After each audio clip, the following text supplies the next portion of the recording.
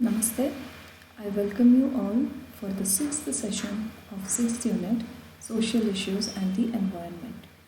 In this session, we will be discussing about environment and human health, role of information technology in environment and human health, and we will summarize the complete unit.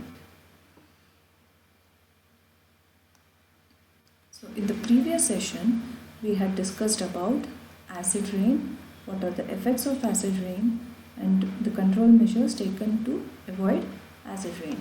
Along with that, we had discussed about ozone layer depletion, effects of ozone layer depletion, and how can we control ozone layer depletion.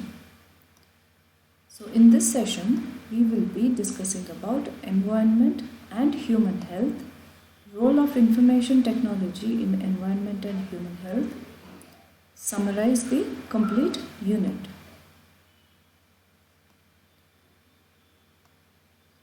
So the environmental health, it comprises of those aspects of human health including physical, biological, social and psychological factors. So the relationship between environment and human health is very complex. ನಾವು ಇವಾಗ environment ಮತ್ತು human health ರಿಲೇಷನ್ಶಿಪ್ಪನ್ನು consider ಮಾಡಿದ್ರೆ ಆ relationship it is very complex because ಒಂದಕ್ಕೆ ಒಂದು interlinked ಆಗಿ ಇದೆ. So environment health ಏನೇನಿರುತ್ತೆ ಅಂದರೆ ಫಿಸಿಕಲ್ ಮತ್ತು biological, social, psychological all are interlinked. So it is important to investigate the possible effects of environmental pollutants on human health. Human health ಮೇಲೆ ಯಾವುದೇ ರೀತಿಯಾದ environment pollutants ಏನೇನಿರುತ್ತೆ ಅದರದ್ದು ಎಫೆಕ್ಟ್ಸ್ ಏನೇನು ಅದರ ಬಗ್ಗೆ ಆದಷ್ಟು ಇನ್ವೆಸ್ಟಿಗೇಷನ್ ಮಾಡಬೇಕು, ನಾವು ಫೈಂಡ್ ಔಟ್ ಮಾಡಬೇಕು. What are the environmental pollutants that effects the human health ಅಂತ. ಹಾಗಾಗಿ ನಾವು ಹ್ಯೂಮನ್ ಹೆಲ್ತ್ ಇಂಪ್ಯಾಕ್ಟ್ ಅಸೆಸ್ಮೆಂಟ್ ಪ್ರೊಸೀಜರ್ಸನ್ನು ಸ್ಟ್ರಿಕ್ಟ್ಲಿ ಫಾಲೋ ಮಾಡಬೇಕು. ಸೊ ಅದು ಅಡಾಪ್ಟ್ ಮಾಡಿದಾಗ it defines the impact of these pollutants on human health. So environmental health impact assessment ಪ್ರೊಸೀಜರ್ಸಲ್ಲಿ defines completely what are the impacts, ಏನೇನು effects ಆಗುತ್ತೆ ಪೊಲ್ಯೂಟೆಂಟ್ಸ್ ಇರೋದ್ರಿಂದ human health ಮೇಲೆ ಯಾವ್ಯಾವ ರೀತಿಯಾದ ಸೈಡ್ ಎಫೆಕ್ಟ್ಸ್ ಆಗುತ್ತೆ. ಸೊ ಹಾಗಾಗಿ we should see what are the procedures, impact assessment procedures ಏನೇನು ಅನ್ನೋದು ಸ್ಟ್ರಿಕ್ಟ್ಲಿ ಅಡಾಪ್ಟ್ ಮಾಡ್ಕೋಬೇಕು. We know that poor quality for breathing the air and contaminated water, drinking contaminated water, ಇದು completely defines what is the quality of life. Quality of life ಏನು ಅಂತ ನೋಡಬೇಕು ಅನ್ನೋದಿದ್ರೆ ನಾವು breathe ಮಾಡ್ತಾ ಇರೋ ಏರ್ ಯಾವ ಕ್ವಾಲಿಟಿ ಇದೆ, ಕುಡಿತಿರುವಂತಹ ನೀರು ಯಾವ ಕ್ವಾಲಿಟಿ ಇದೆ, ಇದನ್ನು ನೋಡಬೇಕಾಗುತ್ತೆ. So when we see all these things we can consider water pollution and air pollution. So what is water pollution ಅಂದರೆ 75 to 80% of water it is getting polluted by domestic sewage. So domestic sewage ಅಂದರೆ ನಾವು ರೆಗ್ಯುಲರಾಗಿ use ಮಾಡ್ತಿರುವಂತಹ water, ಅದನ್ನು ಹಾಗೆ ಬಿಡ್ತೀವಿ ಅಲ್ಲ. So that is water is getting polluted by this domestic sewage. Next is remaining, ಮಿಕ್ಕಿದ್ದ ನೀರು ಬಂದು ಇಂಡಸ್ಟ್ರಿಯಲ್ ವೇಸ್ಟ್ ಫ್ರಮ್ ಡಿಸ್ಟಿಲರೀಸಿಂದ ಆಗಿರ್ಬೋದು, ಶುಗರ್ ಫ್ಯಾಕ್ಟ್ರೀಸಿಂದ ಆಗಿರ್ಬೋದು, ಅಥವಾ ಪೆಸ್ಟಿಸೈಡ್ಸಿಂದ ಆಗಿರ್ಬೋದು, ಹೀಗೆ ಅನೇಕ ರೀತಿಯಾದ ಇಂಡಸ್ಟ್ರಿಯಲ್ ವೇಸ್ಟಿಂದ ವಾಟರ್ ಪೊಲ್ಯೂಟ್ ಆಗ್ತಾ ಇದೆ. Next fertilisers and pesticide run off. So ನಾವು ಕ್ರಾಪ್ಸಿಗೆ we will use fertilisers as well as ಪೆಸ್ಟಿಸೈಡ್ಸನ್ನು ಯೂಸ್ ಮಾಡ್ತೀವಿ. ಸೊ ಮಳೆ ಬಂದಾಗ ಆಗಲಿ ಅಥವಾ ನಾವು ನೀರನ್ನು ಹಾಕಿದಾಗ ಸಮ್ಟೈಮ್ಸ್ ಅದು ರನ್ ಆಫ್ ಆದಾಗ ಆ ನೀರು ಬಂದು ಆ ಪೆಸ್ಟಿಸೈಡ್ ಮತ್ತು ಫರ್ಟಿಲೈಸರ್ಸ್ ಇರುವಂತಹ ನೀರು ಬಂದು ಲೇಕ್ಸ್ ಅಥವಾ ಪಾಂಡಿಗೆ ಸೇರುತ್ತೆ. ಸೊ ಅಂಥ ಟೈಮಲ್ಲಿ ಲೇಕ್ಸ್ ಮತ್ತು ಪಾಂಡಲ್ಲಿರುವಂತಹ ನೀರು ಪೊಲ್ಯೂಟ್ ಆಗುತ್ತೆ. Next ground water pollution. Ground water pollution ಹೇಗಾಗುತ್ತೆ ಅಂದರೆ small scale industry they have no proper disposal facility. So proper disposal facility ಇಲ್ಲದೆ ಇದ್ದಾಗ ಸ್ಮಾಲ್ ಸ್ಕೇಲ್ ಇಂಡಸ್ಟ್ರಿಯಿಂದ ಇದು ಗ್ರೌಂಡ್ ವಾಟರ್ ಪೊಲ್ಯೂಷನ್ ಆಗುತ್ತೆ. ಮತ್ತು ಹೆವಿ ಮೆಟಲ್ಸ್ ಮತ್ತು ಅದರ್ ಟಾಕ್ಸಿಕ್ ಕಾಂಪೌಂಡು ಸಾಯಿಲಲ್ಲಿ ಬೆರೆತು ಗ್ರೌಂಡ್ ವಾಟರನ್ನು ಪೊಲ್ಯೂಟ್ ಮಾಡುತ್ತೆ. ಮತ್ತು ಎಲೆಕ್ಟ್ರೋಪ್ಲೇಟಿಂಗ್ ಯೂನಿಟ್ಸ್, ಡೈಯಿಂಗ್, ಆಮೇಲೆ ಪ್ರಿಂಟಿಂಗ್ ಯೂನಿಟ್ಸ್, ಇಲ್ಲೆಲ್ಲ ಡಿಫ್ರೆಂಟ್ ಟೈಪ್ಸ್ ಆಫ್ ಕೆಮಿಕಲ್ಸನ್ನು ಯೂಸ್ ಮಾಡ್ತಾರೆ ಈ ಇಂಡಸ್ಟ್ರೀಸಲ್ಲಿ. ಎಲೆಕ್ಟ್ರೋಪ್ಲೇಟಿಂಗ್ ಇಂಡಸ್ಟ್ರೀಸ್ ಆಗಿರ್ಬೋದು, ಡೈಯಿಂಗ್ ಇಂಡಸ್ಟ್ರೀಸ್ ಆಗಿರ್ಬೋದು, ಅಥವಾ ಪ್ರಿಂಟಿಂಗ್ ಇಂಡಸ್ಟ್ರೀಸ್ ಆಗಿರ್ಬೋದು. ಈ ಇಂಡಸ್ಟ್ರೀಸಲ್ಲಿ ಸ್ವಲ್ಪ ಟಾಕ್ಸಿಕ್ ಮೆಟಲ್ಸು ಅಥವಾ ಟಾಕ್ಸಿಕ್ ಕಾಂಪೌಂಡ್ಸನ್ನು ಯೂಸ್ ಮಾಡ್ತಾರೆ. ಸೊ ಈ ಕಾಂಪೌಂಡ್ಸನ್ನು ಯೂಸ್ ಮಾಡಿದಾಗ ಅದು ಡೈಯಿಂಗ್ ಆಗಲಿ ಎಲೆಕ್ಟ್ರೋಪ್ಲೇಟಿಂಗ್ ಆಗಲಿ ನೀರಲ್ಲಿ ಸೇರಿಕೊಳ್ಳುತ್ತೆ. ನೀರಲ್ಲಿ ಸೇರಿಕೊಂಡು if that water goes into the soil, ಅಲ್ಲಿ ಗ್ರೌಂಡ್ ವಾಟರು ಪೊಲ್ಯೂಟ್ ಆಗ್ತಾ ಹೋಗ್ತಾ ಇರುತ್ತೆ. ಸಾಯಿಲಲ್ಲಿ ಸೇರಿದಾಗ ಸಾಯಿಲ್ ಪೊಲ್ಯೂಷನ್ ಜೊತೆಗೆ ಗ್ರೌಂಡ್ ವಾಟರ್ ಪೊಲ್ಯೂಷನ್ ಸಹ ಆಗುತ್ತೆ. So these are certain factors which causes water pollution. Next we shall discuss about air pollution. So air pollution ಅಂದರೆ ನಾವು ಬ್ರೀತ್ ಮಾಡುವಂತಹ ಏರ್ ಕ್ವಾಲಿಟಿ ರೆಡ್ಯೂಸ್ ಆಗಿರುತ್ತೆ. So what are the main sources of air pollution ಅಂದರೆ vehicles. So ವೆಹಿಕಲ್ಸಿಂದ we know that lot of carbon dioxide release ಆಗುತ್ತೆ. Carbon dioxide directly it will get into the air. Next is combustion of fossil fuels for transport. So transport ಮತ್ತು power ಜನ್ರೇಷನ್ಗೆ fossil fuels DGಗಳಲ್ಲೆಲ್ಲ ಫ್ಯೂಯಲ್ಸನ್ನು use ಮಾಡ್ತಾರೆ. So ಇದರಿಂದ combustion ಆಗುತ್ತಲ್ಲ, ಆ combustion ಆದಮೇಲಿಂದ ಅಲ್ಲಿ ಸಹ lot of gases carbon dioxide release ಆಗುತ್ತೆ. That will go into the air and it will pollute the air. Then air pollution ಇಂಡಸ್ಟ್ರೀಸಿಂದ ಏರ್ ಪೊಲ್ಯೂಷನ್ಸ್ ಆಗುತ್ತೆ. ಅದಾದಮೇಲೆ ಯಾವ ರೀತಿಯಾದ ಇಂಡಸ್ಟ್ರೀಸ್ ಅಂದರೆ for example thermal power plant ಇರ್ಬೋದು, ಐರನ್ ಆ್ಯಂಡ್ ಸ್ಟೀಲ್ ಪ್ಲ್ಯಾಂಟ್ಸ್ ಇರ್ಬೋದು, foundries ಇರ್ಬೋದು, ಅಥವಾ ಸ್ಟೋನ್ ಕ್ರಷರ್ಸ್ ಇರ್ಬೋದು. ನೆಕ್ಸ್ಟು ಇದು ಎಲ್ಲವುದು ಮೇಜರ್ ಸೋರ್ಸ್ ಆದರೆ ಏರ್ ಪೊಲ್ಯೂಷನ್ಗೆ, ಇದರೊಟ್ಟಿಗೆ burning of rubber, plastic, garbage, all these will produce carbon dioxide. So ಇದು ಸಹ ಏರಲ್ಲಿ ಸೇರಿಕೊಂಡು ಏರನ್ನು ಪೊಲ್ಯೂಟ್ ಮಾಡುತ್ತೆ. Next is role of information technology in environment and human health. V know that information technology these days, it is playing a major role in everybody's life. Everywhere it is playing a major role.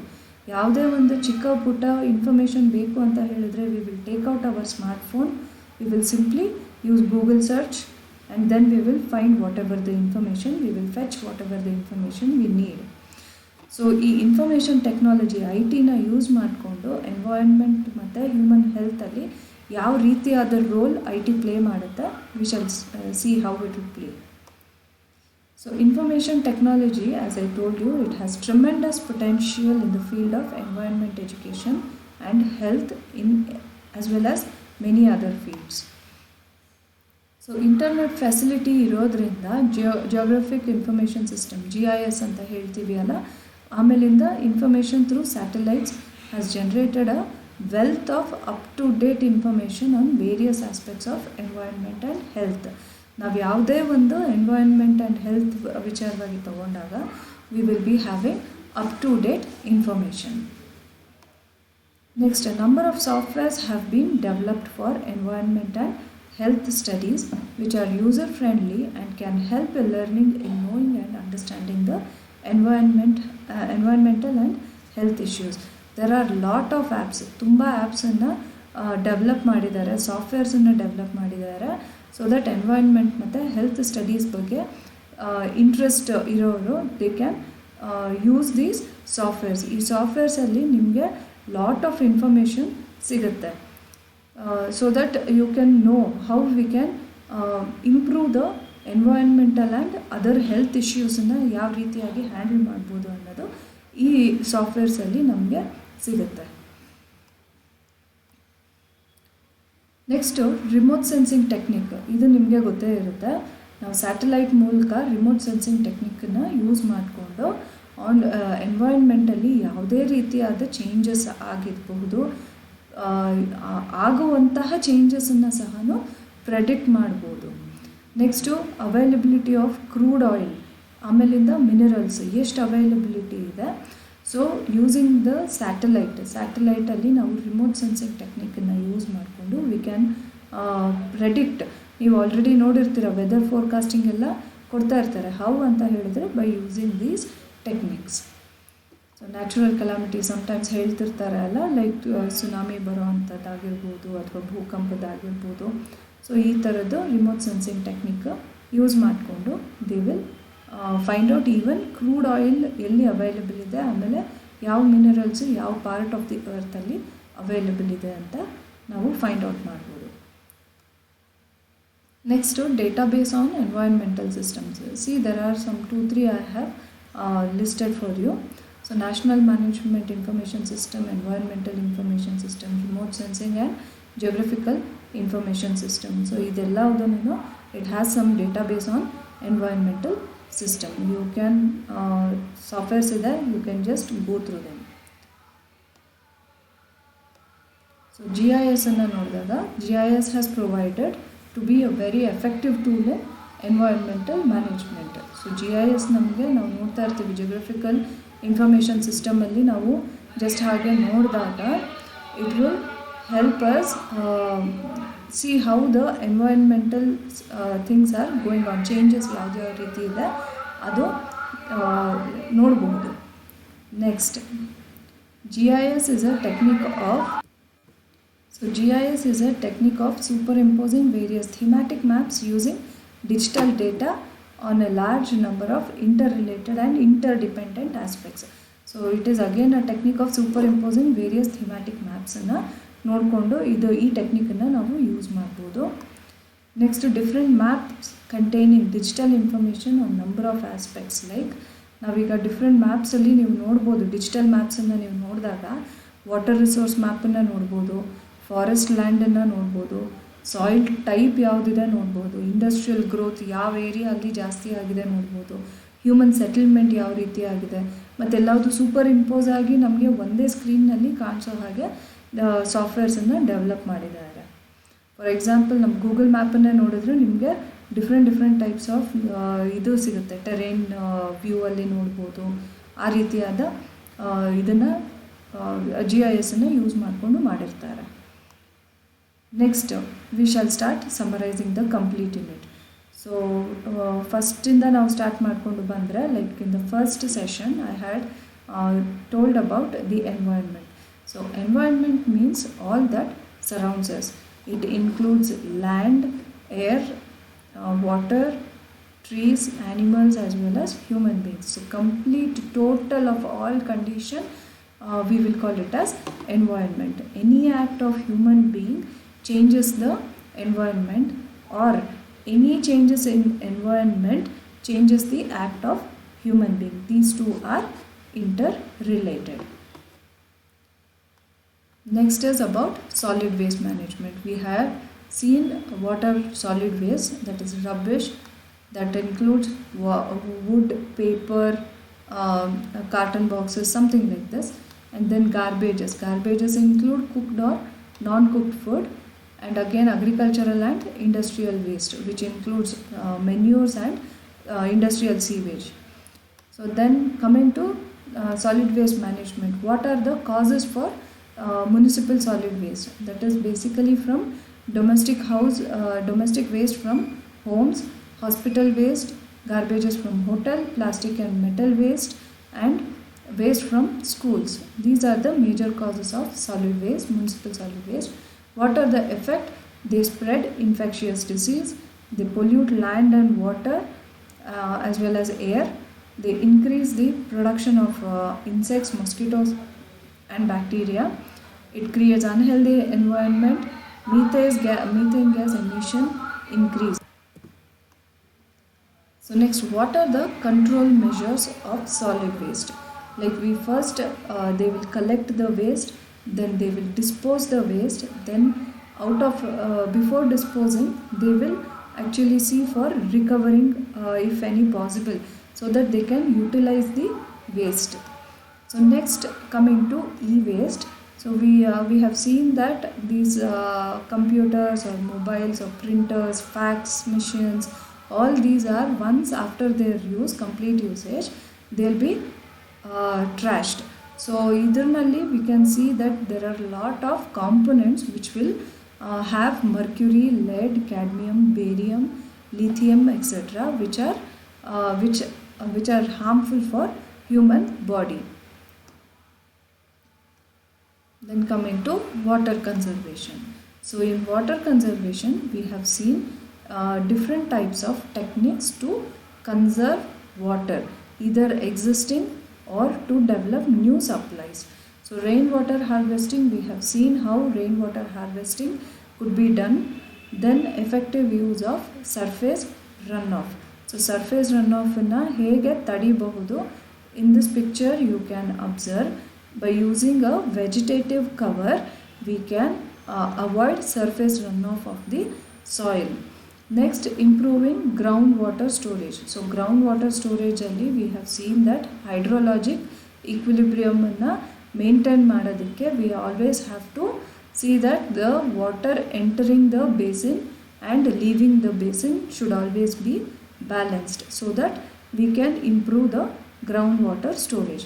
Finally, the soil conservation. Soil conservation nalli vegetative covers ಆಗಿರ್ಬೋದು, ಟ್ರೀಸ್ನ grow ಮಾಡಬೇಕು. Hence roots ಎಲ್ಲ ಏನು ಮಾಡುತ್ತೆ, it will hold the water content. The soil can hold the water. Hence we can conserve soil also. So next, coming to rainwater harvesting.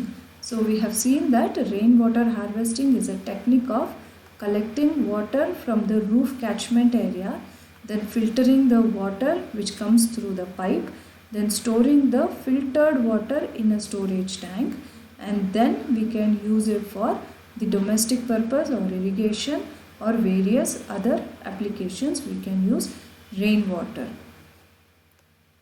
So what are the advantages?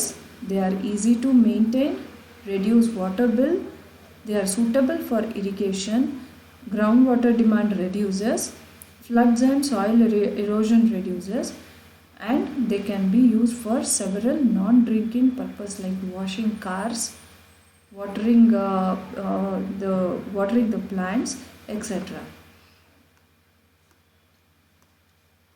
Next comes climate change.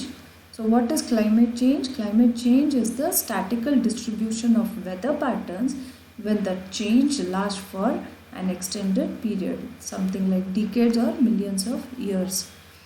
So what are the effects of climate change? So when the climate change happens,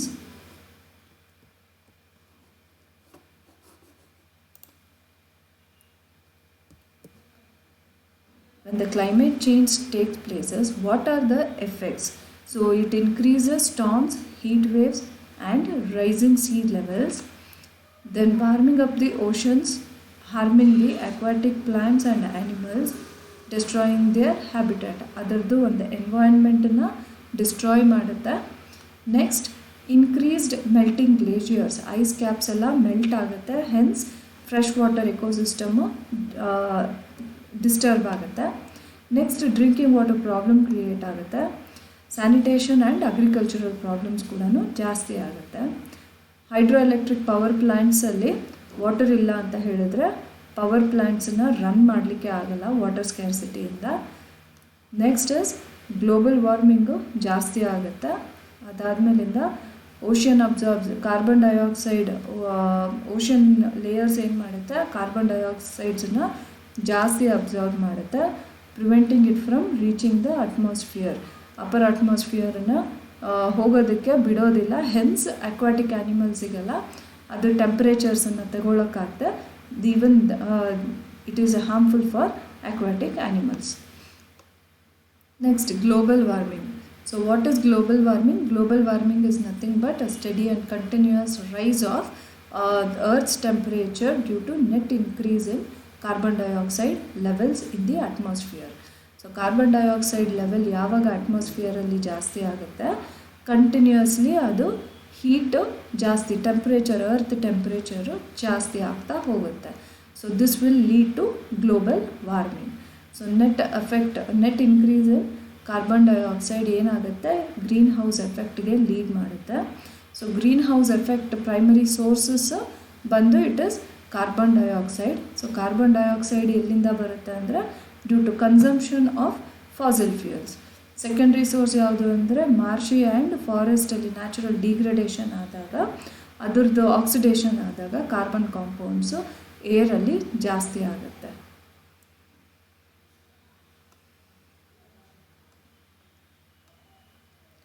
so global ವಾರ್ಮಿಂಗನ್ನು prevent ಮಾಡಬೇಕಾದ್ರೆ what measures we can take ಅಂದರೆ ಡಿಫಾರೆಸ್ಟೇಷನನ್ನು ಕಮ್ಮಿ ಮಾಡಿ ರೀಫಾರೆಸ್ಟೇಷನನ್ನು ಹೆಚ್ಚಿಸಬೇಕು. Efficient fuel ಮತ್ತು smoke control ಎಕ್ವಿಪ್ಮೆಂಟ್ಸನ್ನು ಯೂಸ್ ಮಾಡಬೇಕು ಆಟೋಮೊಬೈಲ್ಸಲ್ಲಿ, ಸೊ ದಟ್ ಸ್ಮೋಕ್ ರಿಲೀಸು ಕಮ್ಮಿ ಆಗುತ್ತೆ. Next, strict rules on removing old vehicles should be implemented.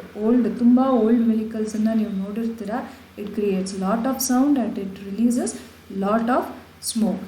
So this will also effect. So ಇದನ್ನು ರಿಮೂವ್ ಮಾಡೋದಕ್ಕೆ, ಓಲ್ಡ್ ವೆಹಿಕಲ್ಸನ್ನು ರಿಮೂವ್ ಮಾಡೋದಕ್ಕೆ ಸ್ಟ್ರಿಕ್ಟ್ ರೂಲ್ಸನ್ನು ಇಂಪ್ಲಿಮೆಂಟ್ ಮಾಡಬೇಕು. ನೆಕ್ಸ್ಟು ಡಸ್ಟ್ ಅರೆಸ್ಟರ್ಸನ್ನು ಪ್ಲೇಸ್ ಮಾಡಬೇಕು ಡಸ್ಟ್ ಸೆಪ್ರೇಟಿಂಗ್ ಇಂಡಸ್ಟ್ರಿಯಸಲ್ಲಿ. ನೆಕ್ಸ್ಟು ಸೈಕ್ಲೋನ್ ಡಸ್ಟ್ ಸೆಪ್ರೇಟರ್ಸನ್ನು ಯೂಸ್ ಮಾಡಬೇಕು.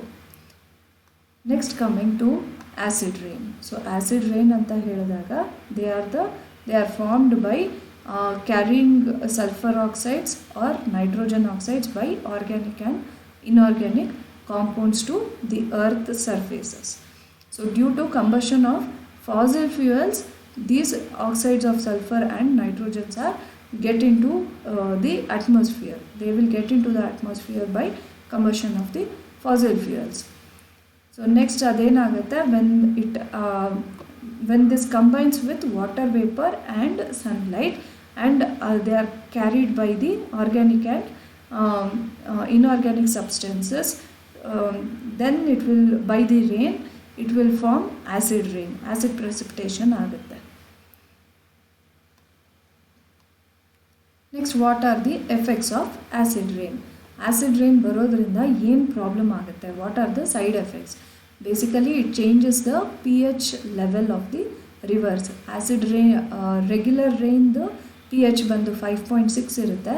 ಆ್ಯಸಿಡ್ ರೈನ್ದು it will be below 5.6. That means it will be very acidic ಇದ್ದಾಗ ಅದು ರಿವರ್ದು ಪಿ ಎಚ್ ಲೆವೆಲನ್ನು ಚೇಂಜ್ ಮಾಡುತ್ತೆ. ರಿವರ್ದು ಪಿ ಎಚ್ ಲೆವೆಲ್ ಚೇಂಜ್ ಆದರೆ ಅಲ್ಲಿರುವಂತಹ ಆ್ಯನಿಮಲ್ ಲೈಫು ಮತ್ತು ಪ್ಲಾಂಟ್ ಲೈಫಿಗೆ ತುಂಬ ಹಾರ್ಮ್ ಆಗುತ್ತೆ. Next soil chemistry. ಅಗ್ರಿಕಲ್ಚರಲ್ ಲ್ಯಾಂಡಲ್ಲಿ ಸಾಯಿಲ್ದು ಕೆಮಿಸ್ಟ್ರಿ ಚೇಂಜ್ ಆಗುತ್ತೆ. ಸಾಯಿಲ್ ಕೆಮಿಸ್ಟ್ರಿ ಅಂತ ಹೇಳಿದಾಗ we know that soil contains lot of minerals and other chemicals. So ಇದು ಆ್ಯಸಿಡ್ ರೈನ್ ಬಂದಾಗ ಆ ಕೆಮಿಕಲ್ಸ್ ಎಲ್ಲ ಈ ಆ್ಯಸಿಡ್ ರೈನ್ ಜೊತೆ ಫಾರ್ಮ್ ಆಗಿ they will form some other compound which is not useful for plant. In turn ಅದು harm ಆಗಿ turn ಆಗುತ್ತೆ. ಪ್ಲ್ಯಾಂಟ್ಸಿಗೆ it is not useful, but ಪ್ಲ್ಯಾಂಟ್ಸನ್ನು ಇನ್ನೂ ಅದರದ್ದು ರೂಟ್ಸನ್ನೆಲ್ಲ ಹಾಳು ಮಾಡುತ್ತೆ. So plant roots are the one which will take up the dissolved minerals to complete plants. So adu roots weak agutte. So these are the side effects. So it affects photosynthesis process kudanu affect ಮಾಡುತ್ತೆ. Next, it helps accumulating toxic elements in soil. ಸಾಯಿಲನ್ನು weak ಮಾಡ್ತಾ ಹೋಗುತ್ತೆ. So that ಅದು toxic element ಯಾವಾಗ ಸಾಯಿಲಲ್ಲಿ accumulate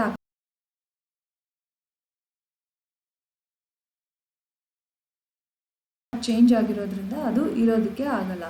again small herbivorous which earth ವರ್ಮ್ನೇ main food ಆಗಿರೋದ್ರಿಂದ so small herbivorous ಕೂಡ ಅವಕ್ಕೆ ಕೂಡ ತುಂಬ ಪ್ರಾಬ್ಲಮ್ ಆಗುತ್ತೆ. Next, acid decomposition corrodes the metals and building materials. So building materials ಮತ್ತು ಮೆಟಲ್ಸನ್ನು ಕೊರೋಡ್ ಮಾಡ್ತಾ ಬರುತ್ತೆ. ಸೊ ಕಂಟ್ರೋಲ್ ಮೆಷರ್ಸ್ ಏನು ಅಂತ ಹೇಳಿದ್ರೆ, utilise the fuel that burns more clearly. ಎಷ್ಟು ಸಾಧ್ಯನೋ ಅಷ್ಟು ಕಂಪ್ಲೀಟ್ ಕಂಬಷನ್ ಆಗೋವಂತಹ ಫ್ಯೂಯಲ್ಸನ್ನು ಯೂಸ್ ಮಾಡಬೇಕು. ನೆಕ್ಸ್ಟು ಸ್ಕ್ರಬ್ಬರ್ಸನ್ನು ಯೂಸ್ ಮಾಡಬೇಕು ಚಿಮ್ನೀಸಲ್ಲಿ. Mandatorily vehicles are required to comply with efficient emission standards. Efficient emission ಸ್ಟ್ಯಾಂಡರ್ಡ್ಸನ್ನು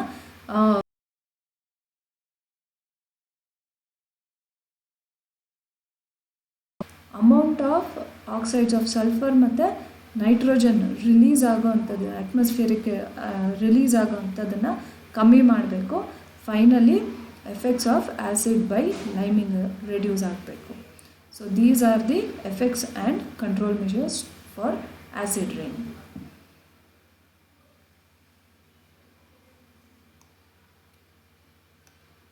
Coming to ozone layer depletion. So ozone layer actually it acts as a protection shield for earth. So ಇದು ಬಂದು ಸ್ಟ್ರಾಟೋಸ್ಪಿಯರಲ್ಲಿ about 20 to 30 kilometre ರೇಂಜಲ್ಲಿ ಇರುತ್ತೆ. So ಇದ್ರದ್ದು ಕೆಲಸ ಏನು ಅಂತ ಹೇಳಿದ್ರೆ it absorbs ultraviolet radiations which are strong radiations of sun. So ಈ ಅಲ್ಟ್ರಾವಯಲೆಟ್ ರೇಡಿಯೇಷನ್ಸನ್ನು ದಿಸ್ ಓಝೋನ್ ಲೇಯರ್ ತಡೆದು ನಿಲ್ಲಿಸುತ್ತೆ. ಸೊ ಇದು ನಿಲ್ಲಿಸಬೇಕು ಅಂತ ಹೇಳಿದ್ರೆ ಓಝೋನ್ ಲೇಯರ್ ಇರಲೇಬೇಕು ನಮಗೆ. Next ozone layer is found in stratosphere.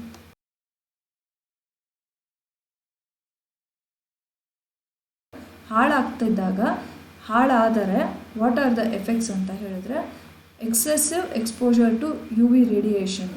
So ನಾವು ಹ್ಯೂಮನ್ ಏನಾದರೂ ಎಕ್ಸೆಸಿವ್ ಆಗಿ ಯು ವಿ ರೇಡಿಯೇಷನ್ಗೆ ಎಕ್ಸ್ಪೋಸ್ ಆದರೆ ಸ್ಕಿನ್ ಕ್ಯಾನ್ಸರ್ ಅಥವಾ ಐ ಕ್ಯಾಟರಾಕ್ಟ್ಸ್ ಎಲ್ಲ ಬರೋ ಚಾನ್ಸಸ್ಸು ಜಾಸ್ತಿ ಆಗುತ್ತೆ. ಇಮ್ಯುನಿಟಿ ಸಿಸ್ಟಮ್ ಹಾಳಾಗುತ್ತೆ. ಪೇಂಟ್ಸ್, ಮನೆಗಳಿಗೆ ಹೊಡೆದಿರುವಂತಹ ಪೇಂಟ್ಸ್ ಆಗಿರ್ಬೋದು ಅಥವಾ ಪ್ಲಾಸ್ಟಿಕ್ಸ್ ಯೂಸ್ ಮಾಡಿರ್ತಾರೆ, ಅದರದ್ದು ಲೈಫು ಕಮ್ಮಿ ಆಗ್ತಾ ಹೋಗುತ್ತೆ. ನೆಕ್ಸ್ಟು ಕ್ರಾಪ್ದು ಗ್ರೋತ್ ಮತ್ತು ಕ್ರಾಪ್ ಡ್ಯಾಮೇಜು ಜಾಸ್ತಿ ಆಗುತ್ತೆ. ಕ್ರಾಪ್ ಗ್ರೋತ್ ಬಂದು ರೆಸ್ಟ್ರಿಕ್ಟ್ ಆಗುತ್ತೆ. Plant life is disturbed hence crop yield ಕಮ್ಮಿ ಆಗ್ತಾ ಹೋಗುತ್ತೆ. ಪ್ಲ್ಯಾಂಟ್ ಲೈಫ್ ಸೈಕಲ್ಲು ಡಿಸ್ಟರ್ಬ್ ಆದಾಗ ಕ್ರಾಪ್ ಯೀಲ್ಡು ಕಮ್ಮಿ ಆಗ್ತಾ ಹೋಗುತ್ತೆ. ಫೈನಲಿ ಆಕ್ವಾಟಿಕ್ ಲೈಫು ಡಿಸ್ಟ್ರಕ್ಷನ್ನು ಸ್ಟಾರ್ಟ್ ಆಗುತ್ತೆ. ಸೊ ನೆಕ್ಸ್ಟ್ ಕಂಟ್ರೋಲ್ ಮೆಜರ್ಸ್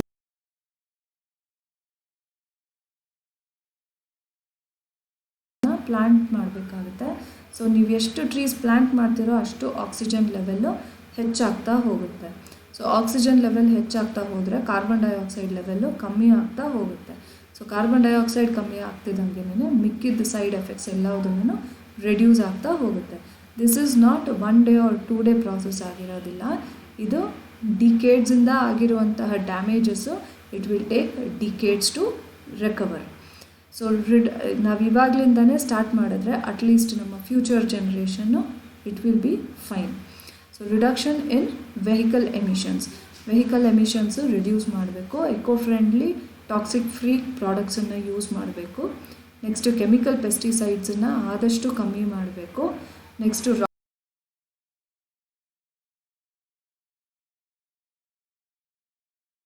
ಮತ್ತು ಆಕ್ಸೈಡ್ಸ್ ಆಫ್ ನೈಟ್ರೋಜನ್ನ ಕಮ್ಮಿ ಮಾಡಬೇಕು, ಯೂಸೇಜನ್ನು ಕಮ್ಮಿ ಮಾಡಬೇಕು.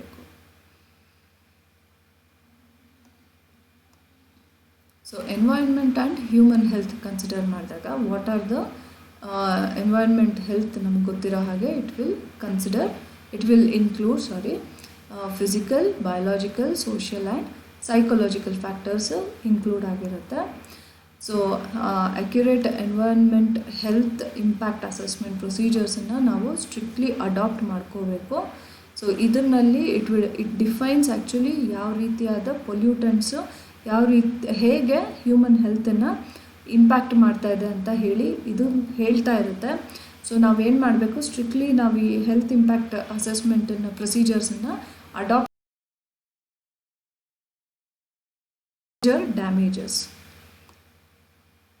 So poor quality of air breathing ಮತ್ತು contaminated water, this defines what is the quality of life. So information technology ಯಾವ ರೀತಿಯಾಗಿ ಎನ್ವೈರ್ನ್ಮೆಂಟ್ ಮತ್ತು ಹ್ಯೂಮನ್ ಹೆಲ್ತ್ ಮೇಲೆ ಎಫೆಕ್ಟ್ ಇದೆ ಅಂತ ಹೇಳ್ತಾ ಇದ್ದಾರೆ. ನಮಗೆ ಗೊತ್ತಿದೆ ಇಂಟರ್ನೆಟ್ ಫೆಸಿಲಿಟಿ ಎಲ್ಲ ಡೆವಲಪ್ ಆಗಿರೋದ್ರಿಂದ ಜಿಯೋಗ್ರಫಿಕಲ್ ಇನ್ಫಾರ್ಮೇಷನ್ ಸಿಸ್ಟಮ್ಮು ಮತ್ತು ಅದರ್ ಇನ್ಫಾರ್ಮೇಷನ್ ರಿಮೋಟ್ ಸೆನ್ಸಿಂಗು ಅದೆಲ್ಲ ಯೂಸ್ ಮಾಡಿಕೊಂಡು ನಾವು ಎನ್ವೈರ್ನ್ಮೆಂಟ್ ಮತ್ತು ಹ್ಯೂಮನ್ ಹೆಲ್ತನ್ನು ಯಾವ ರೀತಿಯಾಗಿ ಇಂಪ್ರೂವೈಸ್ ಮಾಡ್ಕೋಬೋದು ಅಂತ ಹೇಳ್ಬೋದು. Next number of softwares have been developed for this environment and health studies. Next is remote sensing. GIS ಅಲ್ಲಿ ಸ್ಯಾಟಲೈಟ್ಸಲ್ಲಿ ಯೂಸ್ ಮಾಡಿಕೊಂಡು ರಿಮೋಟ್ ಸೆನ್ಸಿಂಗನ್ನು ಯೂಸ್ ಮಾಡಿಕೊಂಡು we can predict availability of crude oil ಏನಿದೆ ಪ್ರೆಡಿಕ್ಟ್ ಮಾಡ್ಬೋದು. ಮಿನರಲ್ಸ್ ಎಲ್ಲೆಲ್ಲಿ ಯಾವ ಪಾರ್ಟ್ ಆಫ್ ದ ವರ್ಲ್ಡಲ್ಲಿ ಅವೈಲೇಬಲ್ ಇದೆ we can predict. Next is database on environmental systems. ಎಲ್ಲೆಲ್ಲಿದೆ ಸಿಗುತ್ತೆ ಅಂತ ಹೇಳಿದ್ರೆ national management information system, EIS ಅಂತ ಹೇಳ್ತಾರೆ, ಆರ್ ENVIS ಅಂತ ಹೇಳ್ತೀವಿ, ಎನ್ವೈರ್ನ್ಮೆಂಟಲ್ ಇನ್ಫಾರ್ಮೇಷನ್ ಸಿಸ್ಟಮ್ಸಲ್ಲಿ, ಮತ್ತು ಜಿಯೋಗ್ರಾಫಿಕಲ್ ಇನ್ಫಾರ್ಮೇಷನ್ ಸಿಸ್ಟಮ್. ಇದು ಮೂರು ಸಾಫ್ಟ್ವೇರ್ಸನ್ನು ಡೇಟಾಬೇಸಲ್ಲಿ ಯೂಸ್ ಮಾಡ್ಬೋದು. Next, in this session we had learned about environment and human health, role of IT in environment and human health, and we have summarized the complete unit. So let us start with certain. Health does not comprise of dash factors: physical factors, biological factors, social factors, or economical factors. So we know that environment health, it includes physical, biological, social and cultural and psychological factors, but economical factors, it is not related with environmental health.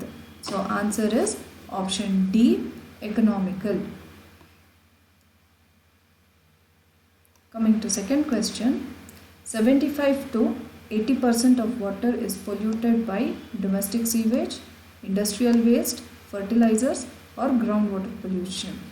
So water pollution ಬಗ್ಗೆ ಮಾಡಬೇಕಾದ್ರೆ I had told you that 75 to 80% of water is polluted by domestic sewage. So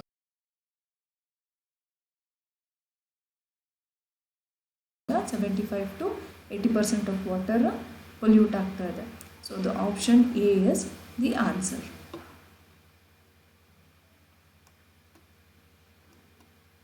So the third question, the air pollution is caused by domestic sewage, industrial waste, fertilizers or groundwater pollution. So air pollution is caused by option D, groundwater pollution. Coming to the next question, dash has proved to be a very effective tool in environmental management.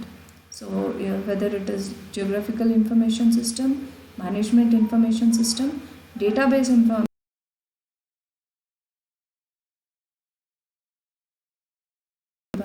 we have seen that geographical GIS, environmental information system, national environmental information system, idu moorunu ide. Management information system is not there, or DBMS, database management system, is not there. So the answer is option A, geographical information system.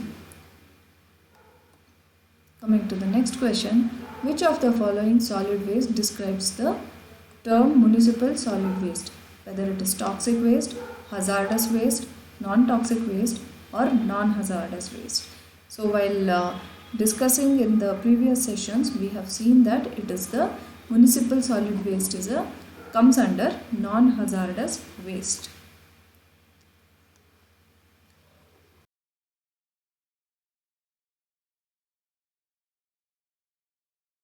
Environment waste, electronic waste, equipment waste or none of the above. So E-waste stands for electronics waste. Option B, electronics waste.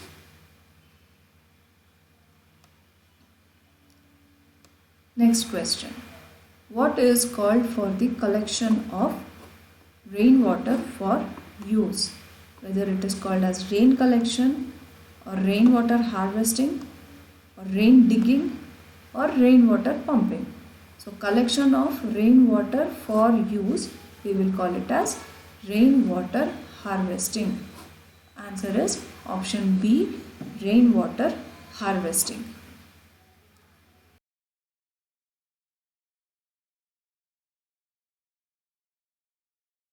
Checking of re-radiation heat by atmospheric carbon dioxide, dust, methane, ozone is known as solar effect, radioactive effect, ozone layer or greenhouse effect. So the answer is greenhouse effect. Checking of re-radiating heat by atmospheric carbon dioxide, dust, methane, ozone is known as greenhouse effect. So this greenhouse effect has this methane, dust, carbon dioxide, ozone as its main gases. So answer is option D, greenhouse effect. Let us go to the next question. Global warming also refers to as climate change, ecological change, atmospheric change, or none of the above. So it's the global warming is due to climate change. Hence, option A, climate change is the answer. Next question. Acid rain causes damage to big sculptures and marble constructions, flora and fauna, growth of trees, all of the above. We have seen that acid rain causes damage to big sculptures like Taj Mahal, what we have seen, and marble constructions, flora and fauna, growth of trees. So answer is D, all of the above. So the key answers for the above questions is listed here. You can go through once again. Thank you.